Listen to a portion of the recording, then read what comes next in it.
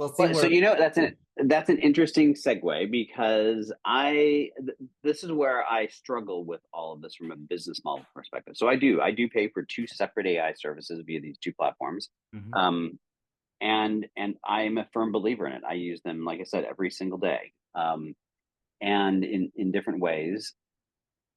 And I look at this and say there is an unquestionable business model. And you found a kind of a collection of articles, which I always love when you do this, that were sort of arguing with themselves. Because one of them talks about how 77%, this is a Forbes article, 77% of employees report that AI has increased their workload and actually hampered productivity. And another one talks about from VentureBeat talks about how Gen AI is. I love that someone actually did a study on this and actually controlled for it, and said that it actually showed that it does improve creativity. Mhm. And perhaps over the collective whole, maybe a little less diversity because it ends up looking similar. But on the individual level, and I've certainly found this, that it helps break through writer's block and a bunch of other things when you're trying to get out of your single-minded perspective, because we all can get trapped through that. And so I think that there is still so much untapped here that we don't really understand how it's going to improve things. I'm not buying the forums one about the 77%. I read through it and I didn't really see where that was coming from other than just perspective and you're like just like personal opinion that it's causing more work. But I found that very odd. And so what was your take on all of this? I mean, how do you see these things sort of coming at from two different perspectives? Yeah. So first of all, I did a lot of survey work when I started as an industry analyst. I spent my first 4 years at a company called the Aberdeen Group, where we benchmarked hundreds and hundreds of executives. And one of the most important things I learned from that whole exercise is that surveys are a lagging indicator by definition. You are talking to people and then publishing those results probably a couple of months later. And those results themselves reflect what those people have experienced over the past 6 to 12 months. So, what you're really getting by the time you're able to analyze and publish these numbers is usually something, the feeling from, say, 6 months ago, rather than something that is completely up to date. So, that's a dirty secret around tech surveys. I still think they're very useful for understanding general feelings around technology, but there's always going to be that lag. Whereas if you get the right sample of people who you can talk to within 2 to 4 weeks, that is going to give you a more timely understanding of what is happening in the market. But of course, you lose sample size. So there's always going to be these trade-offs.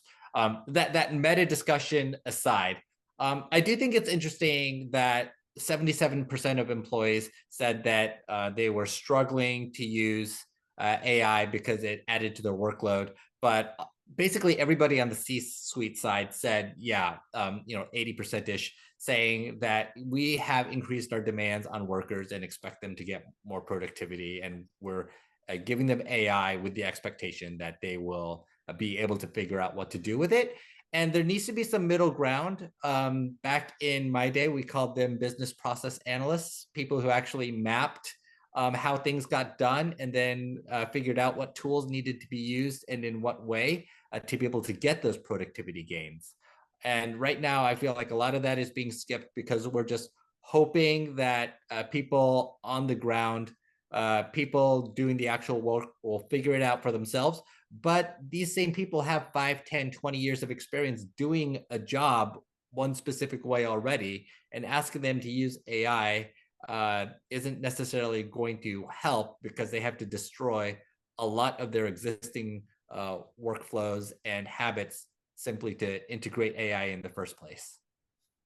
Well, I do think one of the things, I mean, maybe what frustrated me with the whole Forbes article in this particular, I don't even know who did the study, but was was it I felt like it was this super overarching sort of sentiment. And as we've talked about, AI means a lot of different things. It can come in a lot of different forms, and how well it's integrated and what types of AI we're using and where in the workflow and how in the workflow can impact so much of it. So I mean, if I still have trouble understanding how it makes you less productive. It may, I mean, I think it's a very fair argument or a fair thing to think that we're not going to see the productivity gains from it, that it's not going to deliver, particularly against the high cost that we're seeing.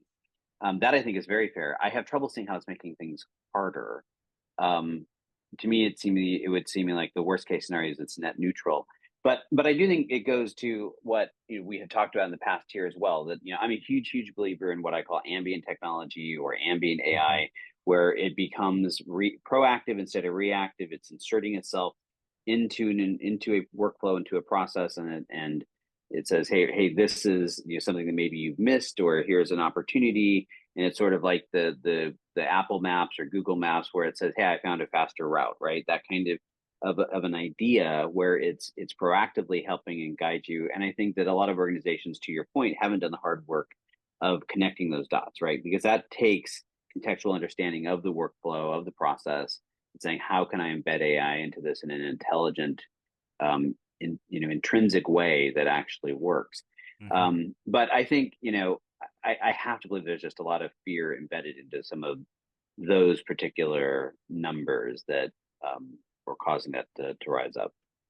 Yeah, I think back to the innovator's dilemma and how we have these early adopters and early majority, and basically trying to figure out which sections of people are really ready to go. And honestly, there's always a first 20% who understand how to do their job better and are willing to be flexible to do it.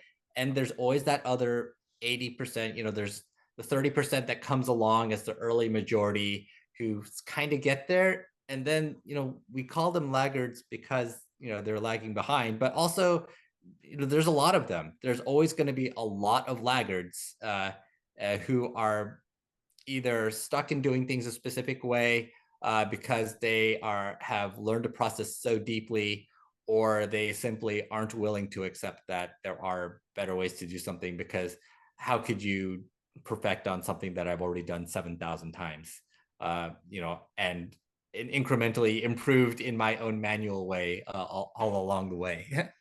Well, it goes back to the challenges, and we're going to talk about the CIO side of this in a second. I think Mhm. that from a CIO perspective, you need to be doing exactly what you just talked about, right? Looking at this holistically and asking yourself, how can I strategically leverage this technology to drive productivity gains and to drive competitive differentiation through the experience, or whatever that might be, but not just throwing this over the wall and hoping that it actually has an impact. But